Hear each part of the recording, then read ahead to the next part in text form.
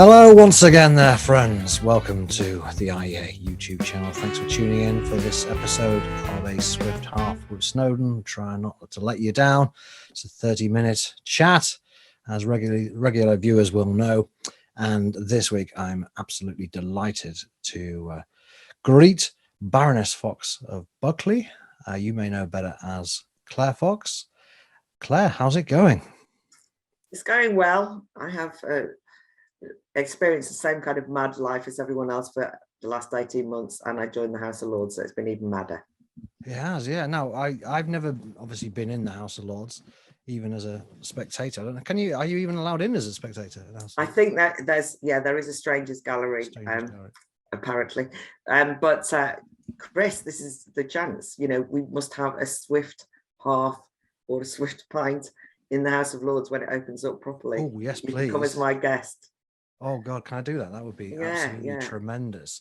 But what's it like in there? What's the general vibe? Well, it's been peculiar because there's been a hybrid house, as they call it. Most people zooming in. I decided that as I was a newbie and the whole thing was completely alien to me, that I needed to physically go in the whole time. It's incredibly intimidating. I'm in awe of the place. I'm the kind of person who, when I was a kid, used to like visiting old houses and castles and all the rest of it. But you're meant to look as though you were kind of born to the manor, whereas I spend the whole time walking around going, wow, look at that painting, look at that. So yes, it's weird, and politically it's revolting, because you realize how anti-democratic it is, how much influence it has over legislation, far more than I'd thought, really. And debate is a thing of the past, sadly. So many fine rhetorical speeches, very little in the way of political exchange, but that's the way you'd expect it, with mainstream parties all clamoring together around the centre or around green agendas or whatever it is. So is it a force for good or bad in general, would you say?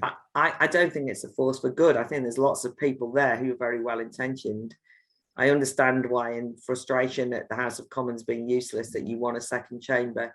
And at a technical level, it's good to have a scrutinising chamber, because most of the legislation is so poorly written that it's going to do things it doesn't even intend to do. So at that level, important.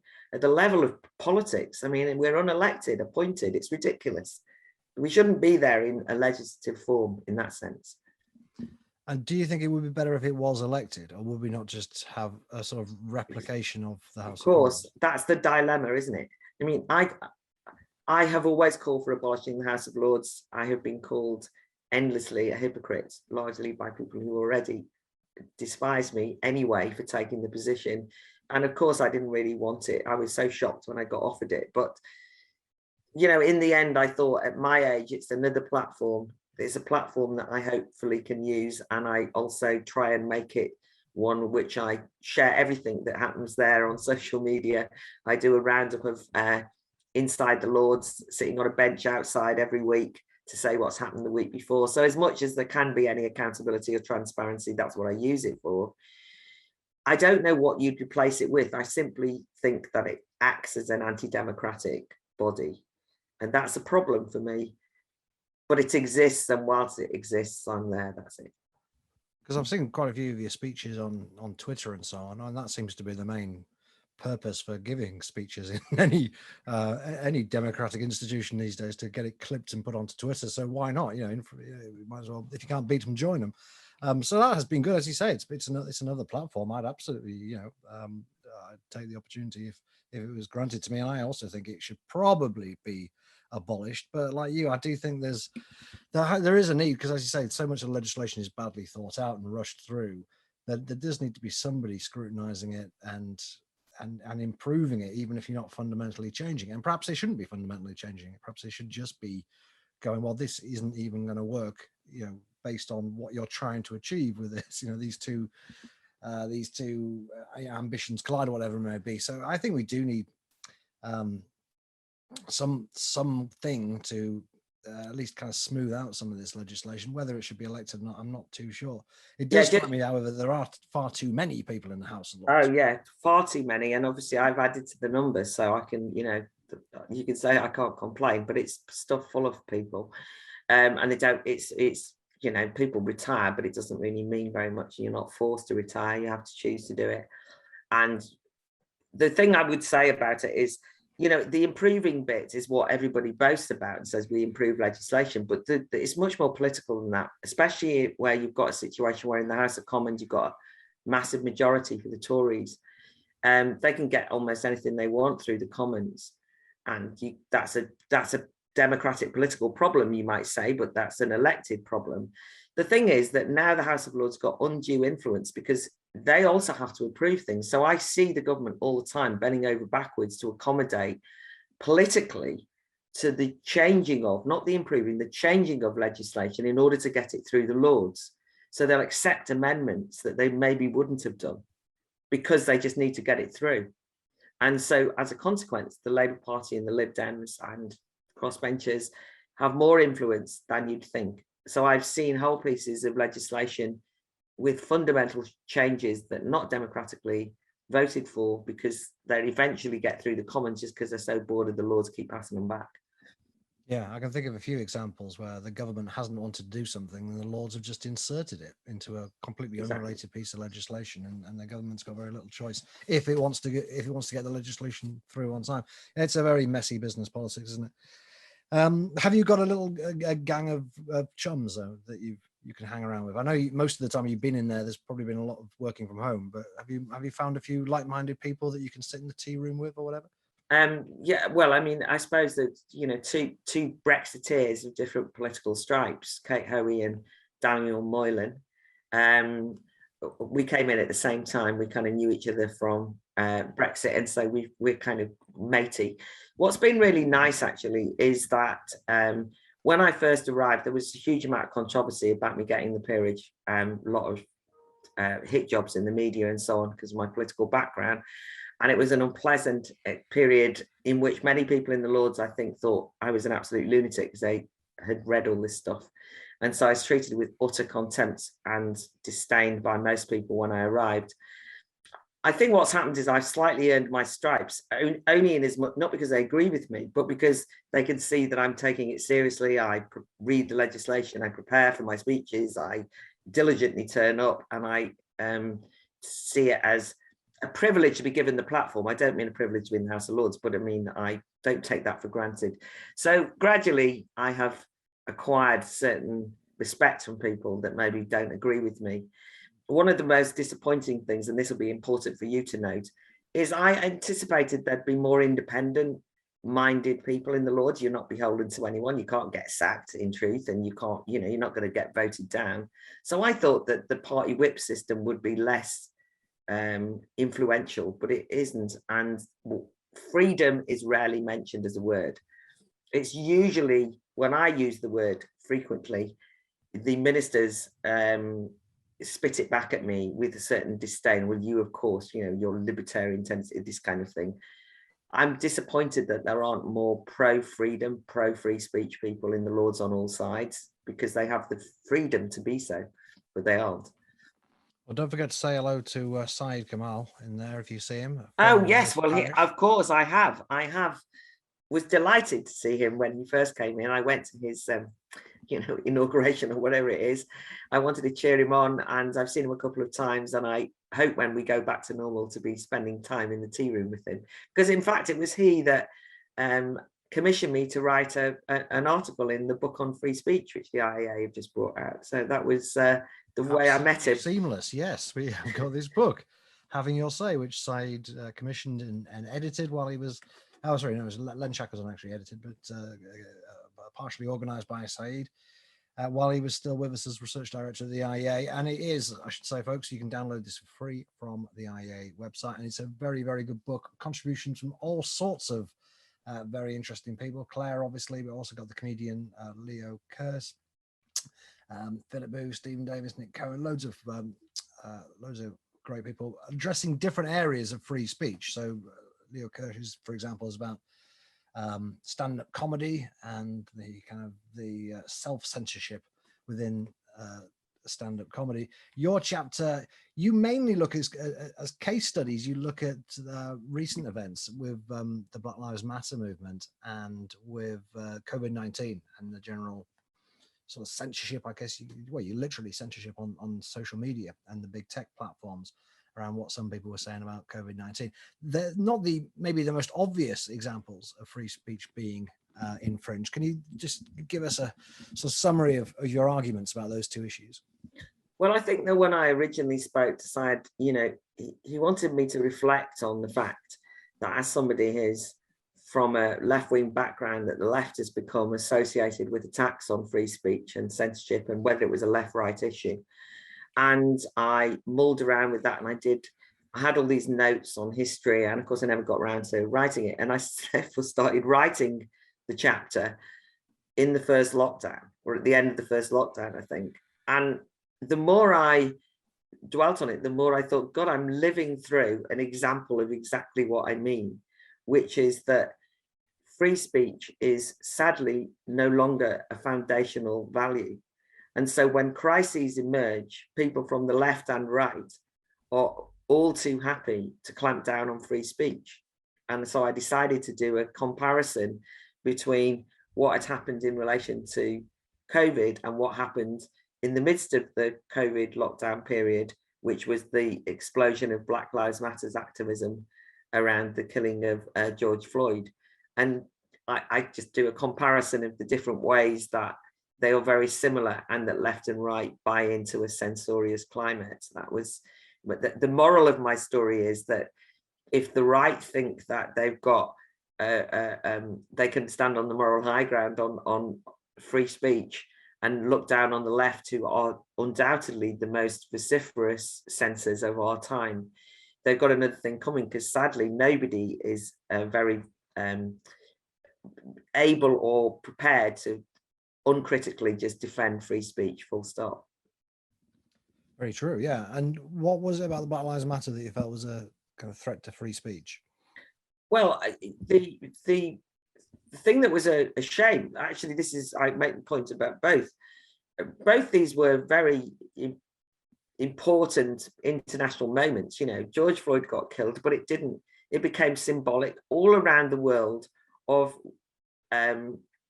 institutional racism, police brutality.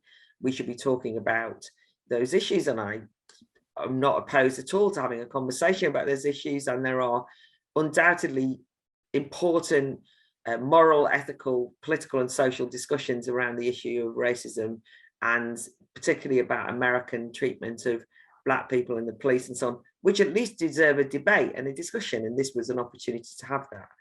But of course, it wasn't an opportunity to have a debate at all, because you very quickly were given a narrative that you had to follow. And any diversion from that narrative immediately got you labeled as an apologist for racism or an apologist for white supremacism. And so it went on. You very quickly saw all of these. I mean, if you remember the moment, we were all, broadly speaking, locked down as a society, and yet there was this national demonstrations everywhere when people really hadn't left the house much before that. And I went on one locally myself, and when I say I was happy to go on a demonstration, I went on a demonstration in good faith. I suddenly realized that you had to scream the slogans, or shout the slogans that they wanted, and that there was a kind of compulsory kneeling going on.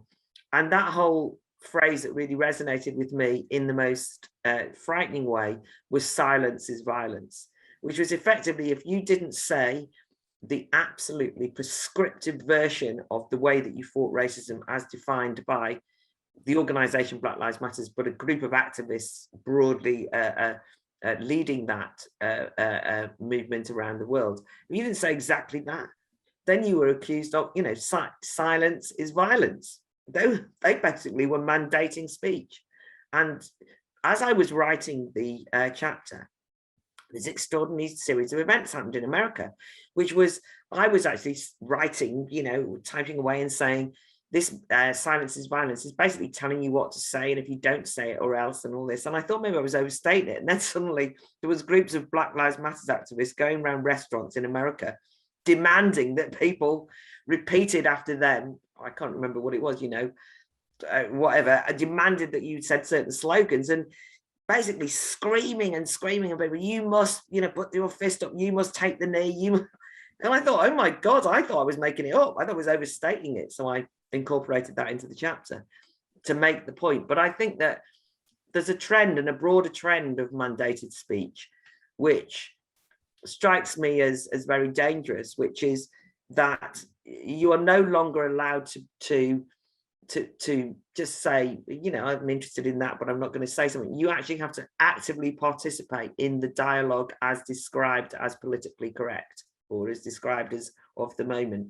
And the reason I compared it to COVID was that point about, I would say silence is violence, but speech and violence became a real issue long before we ever had the pandemic. You know, that this idea that you could be psychologically harmed by speech was one of the big issues around free speech on campus, and those kind of controversies. People say, I'm going to be harmed. But then when we came to the pandemic, it started to be that if you said the wrong thing, you could be accused of actually killing people, because you were going to let them catch the virus if you didn't go along with a particular set of ideas. Now, I know that this is a controversial territory, but I thought that COVID provided us with an opportunity for debating some of these questions. But the immediate clamping down by big tech companies, by the government, by the idea that we had to accept what the World Health Organization said, or Facebook would ban you, the calling of conspiracy theory to everyone and anyone. And don't get me wrong, and I know that you've had things to say on this yourself, there are plenty of people who've developed a conspiratorial outlook during this period that I don't agree with at all. But the problem was that everybody got called a conspiracy theorist, even if you were just trying to query the Coronavirus Act having no sunset clause. And it was the most draconian piece of legislation. If you thought it was necessary, you had to say, can we not say it's going to last forever? And immediately people were saying, how dare you, you are COVID denier. So, you know, all these things were things I was trying to discuss. Indeed. And on the COVID question, I suppose I don't know how many people have been kicked off Twitter or whatever for expressing, you know, unsound views on COVID. There's certainly a lot of people who I'm almost surprised haven't been kicked off Twitter. Not that I think that people, you know, should be kicked off any platform for expressing an opinion per se, but I see a huge amount of anti-vax stuff, like way more than I ever see any racist stuff. I hardly ever see anything vaguely racist on Twitter. I see anti-vax stuff nearly every single day, and as I say, I wouldn't kick them off for it, but it seems plausible to me that these people are, albeit perhaps indirectly, doing genuine harm. Then there may well be people die as a result of this. What do you think, if anything, should be the response of the big tech companies? Should they be? Do you agree, for example, with the warnings that they sometimes put on people's tweets saying this is not verified information or whatever it may be, or click here for the facts? Do you think they should be kicked off completely, or do you think we should just leave them alone, or should they be shadow banned? Or, you know, there's quite a few options, I guess, when you're dealing with this kind of clever technology. I think that the difficulty is that I, in my opinion, the growth of that anti-vax sentiment, such as it is, and I mean the hardcore anti-vax sentiment, which has grown, has been fueled by the clampdowns, because it fuels this notion that there's a hidden agenda. And that's one of the more dangerous aspects of censorship, isn't it? That it drives these conversations elsewhere. You're right that Twitter aren't, or a lot of these opinions are expressed, but I mean some of those early discussions. And so what I always think, what those early discussions, which I thought were legitimate questions to have about the virus and how you treated it, or what you did, or how you dealt with it, because they were banned, that then kind of fueled this idea that there was this other agenda, and what are they up to? And there was kind of this whole dark web rabbit hole that people went down, and that people have resurfaced from that with some pretty eccentric kind of views. Now, the problem I've got with the use of censorship is that it doesn't sort anything out. It just makes them go back down into the rabbit hole. And I do think that you have to win arguments if people are, and you might say, well, you're not going to win arguments with some of these people, but if you want, you're winning arguments with people who are watching that conversation happening. So you just have to have better arguments. You have to be able to indicate to the people who are making wild claims that those are wild claims, and show why they're wild claims, and so on and so forth. But if you think about something like one of the things which was described as a conspiracy quite early on, it was the idea of the virus escaping from the Wuhan lab. And I myself was unconvinced, right, that it had. And I did wonder why people were arguing it. I was worried it was part of a broader anti-China sentiment, you know, it's sort of rather sinister way of viewing what had happened, and which I assumed was a natural phenomenon. But very quickly that debate got closed down as a conspiracy theory written out of the story. Of course, now everyone is now admitting that this is at least a feasible possibility. And as a consequence of that story being closed down and labeled conspiratorial by authorities and taken out of circulation, it actually meant that there were serious consequences there. When you were talking about people might well die if they read some eccentric tweeter saying, don't get vaccinated because it's going to kill you, versus, you know, they're arguments that we're always going to have. But also there's serious consequences to the censorship of the debate about where the virus emerged from, because we've lost a lot of data now from China, or allowed a lot of data to be destroyed potentially that would give us an insight. And so I think there are consequences for censorship as well as consequences. You know, the people will say, well, people could be saved lives if they didn't have access to this dodgy material. Whereas I don't think that that's the way it works straightforwardly. And there's definitely consequences to allowing big tech to decide what information is safe for us to know.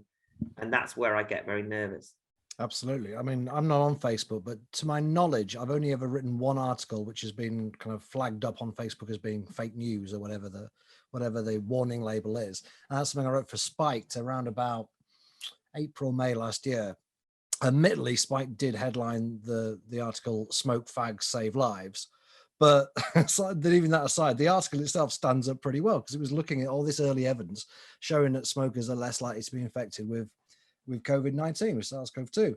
And that has been, although you don't read much about it at all in the news anymore, if you look at the empirical literature, that has basically been confirmed now, that smokers, for whatever reason, are less likely to be infected with the virus. Yet at the same time, Public Health England's pretty much only statement on this question was very early on, when they said that smoking increases your risk by 14 times of getting COVID, which would be absolutely enormous increase in risk if it were true. And of course, it's not true. It was based on a study of about 5 people from China. And so this is the problem, as you say, like who decides? And if we're going to go with the WHO, they've been wrong time and time again throughout this pandemic. It's not just by dismissing the idea of a lab leak. They were wrong about face masks, assuming they're right about it now. They were wrong about it being airborne. They explicitly said this is not an airborne disease. Keep washing your hands. So, you know, that's supposedly the greatest health authority on the planet. They would have been flagged as saying fake, you know, as fake news if they were saying what they were saying less than 18 months ago today. So yeah, it is a big problem. I think you can probably see the difference between that and saying that vaccines cause COVID, which is what some of these nutters say, but it's very difficult to draw that line. Yeah, it's very difficult. It's also, the truth is that, you know, Public Health England say something, it's given the official stamp of approval. If, you know, somebody with 323 followers says something, you get your bets, right? You know what I mean? And I'm not counting followers as influence necessarily, but all I mean is that it has a massive influence if officialdom tells you something. And the point you're making is that, and I use the Public Health England example, because, you know, Public Health England have said an awful lot of things during this pandemic and before, and will carry on, although in a different guise, saying a lot more that you and I will be arguing against. And I see today that the figures are out that say that smoking has gone up amongst younger people during the pandemic period. And, you know, you could just imagine that your article could be blamed for that. No, but I'm saying if you were to follow the way they do things, right? They all basically read your article and thought, oh, it's safer to smoke, or they might have just been bored, or anything could have happened to them, right? And then people are saying, oh my God, this proves that lockdowns were terrible for people's health, you know, that argument, which I don't like, which will mean that now everyone smokes more and they'll all die of lung cancer, which is, you know, all I'm saying is, when you say speech kills or it's harmful, it's a dodgy territory to get into. That's all I'm saying, is people still have agency. they can read things and think for themselves. And the annoying thing about the Facebook, you know, warning signs is, by the way, I get them all the time for my Inside the Lords. And all I'm doing there is saying, yeah, I mean, I'm like, what happened there? But because I might be, say, this includes my speech on whether care workers should be mandated to have the vaccine or not. And there was a lot of discussion, you know, and you know, something tagged in it, right? They don't even know. I don't suppose they're sitting watching my bloody speeches. That's the point. Is there's like red flags, as they say, that go up. You know, it's like that the other day when somebody said it on one of those TV programs, said one of these extremism experts said, if anyone uses the words normies or based or you know, you can report them to prevent. It means that they're incels in the making or are about to go and bomb someone. It's like that, you know. So much of the censorship is based on these ridiculous extrapolations and leave no room for nuance. And you and I might and do probably disagree on some aspects of the way that COVID has been dealt with, but we also know that we can have a conversation about that, right? And it's not like, and there are people who, I've been having a row with someone today who's exactly, you know, one of the people who drives me mad, who's basically saying that the vaccines are dangerous and are killing people and all this, you know, and accused. And then somebody's then said, oh yes, her sister runs the Science Media Centre, so that's the reason why. And she's bought off, she's in the House of Lords, and she's so never in some, you know. So there are plenty of people talking absolute rubbish on social media that drive me mad, and they're as scaremongering as anyone else, and is irrational as the most extreme zero COVID person, in my opinion, right? But these are rows that need to be had out in public. That's all I'm saying. And the official clamping down on free speech, the ease with which so many people said, let's remove freedom, and didn't have any qualms about it, and then wouldn't allow any debate on it. And the reason I'm saying this was because I wrote in the essay, the fact that that happens so easily would indicate that our attachment to freedom, a free society and free speech must be pretty thin, because it evaporated so quickly. And people would say, well, it was a pandemic, what can you expect? And you say, well, because if freedom was so deeply embedded into our psyche, into society as a norm, then at least we'd have had more qualms than we did. We would have at least asked questions. And I fear that there was not enough of that. And so it was easy for them to say safety trumps free speech. And because you work in the whole public health area, or when I say work in it, that you've been following that issue for some time, you will know that every single issue, sugar, salt, everything, right, is a safety versus freedom issue at all times, safety versus choice. And basically the safetyism angle works. And I'm not glib or complacent about the threat of the pandemic, but I want to be able to say, should we give up all our freedoms to be safe? Let's have a balanced conversation about it. And we didn't have that. Yeah, and there's a free speech issue also there with the whole, you know, sugar and booze and what have you, which is also a chapter in this book. I think Len did the chapter on commercial speech, which often gets left out of the picture, I think, unfairly, because I think commercial speech is under as much threat as anything else. When you got Boris Johnson saying you can't show, you know, an advert for cheese or cake ever online in this country at any time of day, and it's been almost waved through, you know. And of course that started with cigarettes, and I guess that's not at all controversial, but then we quickly moved on to e-cigarettes. Can't advertise those on TV for no good reason, as far as I can see. They're after gambling. There've been calls recently for a clamp down on alcohol advertising, and you got a huge range of foods being being attacked. And yeah, it's censorship. And I think we should see it very much through the prism of the general attack on free speech, that these companies, large and small, are being silenced. Essentially, they're not being allowed to communicate with their customers because a certain group of people don't like cheese and cake or biscuits and the stuff that they're selling. It's a real problem. But yeah, sorry. No, I was just going to quickly say on that, you know, that of course the usual argument is, for me, it's like, you know, I see an advert, I don't do exactly what the advert tells me to do. I see an advert for a cake, I don't go and eat a cake. I'm not so daft, right, as to do that. But the truth is, I eat cake sometimes, right? And the point of the advert is to say, if you're going to eat cake sometimes, eat our cake, right? So it doesn't stop people. This ban on advertising does not stop people eating cheese, right? It does not stop people drinking alcohol. It does not stop people doing these things. But what it is an absolute infringement on any company advertising their wares as the best of the cakes, of the best of the cheeses, and so on and so forth. It drives me mad, though, that people will say we've got to stop the advertising because we want to change the behavior, because the other aspect of this is they have no right to do that. What do you mean they want to change behavior? Who says? I don't care. You know, and unless you're going to make cheese illegal, then let us decide what cheese to eat, and let us decide to eat cheese. Making cheese illegal, don't give them ideas. Claire, we're nearly up.